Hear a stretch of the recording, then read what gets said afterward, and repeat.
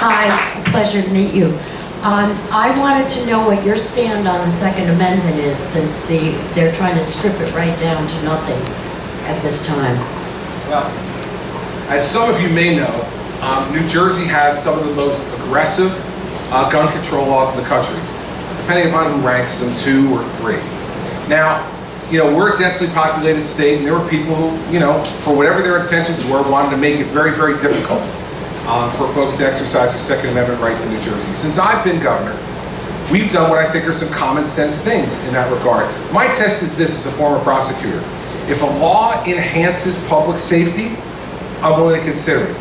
If it's just a press release, I'm not. So I vetoed the bill that was going to ban 50 caliber rifles, because those guns are about as big as a conference table. They're not an urban assault weapon. You need like 5 guys to carry it, to bring it in, right?